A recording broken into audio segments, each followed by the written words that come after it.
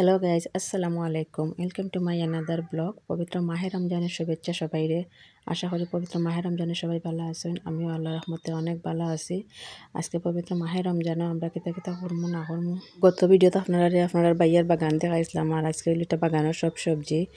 এটা আপনার বাইয়া আর আমার শাশুড়ি কাটা বাছা করা। আর ওই তো আমরা ইফতারির আয়োজন আস্তে আস্তে শুরু হয়ে গেছে। সপ্তাহ রেডি করে লাইছি। একটা একটা করে ইফতারি বানাইমু। দেখতে দেখতে রহমতের 10টা দিন যার গিয়া কিলা যে যার আসলে টেরও পাওয়া যায় না। এবার রমজানটা খুব আরামের সবাই কাটাইরা। এরপরে শুরু হইব মাগফিরাত। আল্লাহ পবিত্র রমজান মাসে সবাই হেদায়েত দান করতা, সবার সংসারে রহমত বরকত দান করতা, অতীতের সকল গুনাহ হতা আল্লাহ মাফ করতা। তো সব কাটা বাছা শেষের পরে ওখান রান্দার পাল্লা। একটা একটা করে আমরা ইফতারের আয়োজন শুরু করলাম।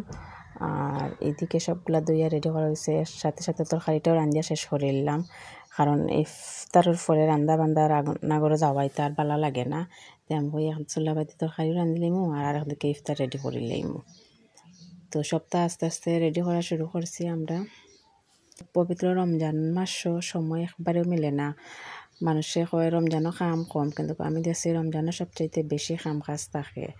যেমন রমজানের পরে অন্য সময় তো আপনার ইফতারের পরে সন্ধ্যার পরে সময় থাকে, কিন্তু রমজানের সন্ধ্যার পরেও সময় থাকে না। আর যার কারণে আমরা আসলে ভিডিও দিতাম পারলাম না। মোবাইলও আছে প্রচুর ভিডিও, কিন্তু এটি তো একটা সময় লইয়া বইয়া এডিট হইয়া বা ভিডিও বানাইয়া একানো দেওয়া লাগে। আমি চিন্তা করি যারা বড় বড় সেলিব্রিটি সকল আছেন, আমরা উপরে থেকে তো দেখি তারা খালি ভিডিও দিয়ে কোনো কষ্ট নাই, কিন্তু একটা ভিডিও বানাইতে যে কত কষ্ট কত সময় দেওয়া লাগে এটা নিজে এখন শুরু কইরা বুঝতাম পারলাম যে কন্টিনিউ একজন মানুষে এটার সার্ভিস দেওয়া লাগে।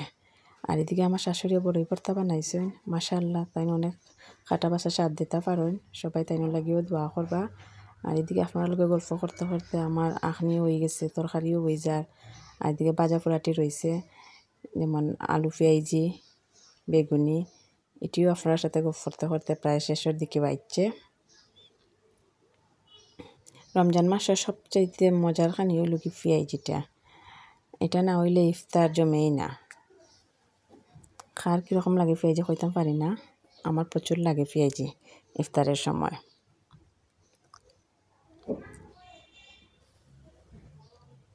পেঁয়াজিও ভাজা শেষ, বেগুনিও ভাজা শেষ।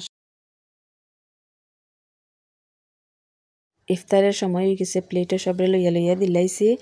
আর আল্লাহর রহমতে এখন সবাই একসাথে বইয়া ইফতার করমু, আল্লাহর কাছে দোয়া চাইমু আল্লাহ সব গুনাহ খাতা মাফ করতা, রিজিকও বরকত দান করতা। আজানও পড়ে গেছে, খাওয়া দাওয়া শুরু হয়ে গেছে। সবাই ভালো থাকবা। নেক্সট ভিডিওতে আবারও দেখা হইব ইনশাআল্লাহ।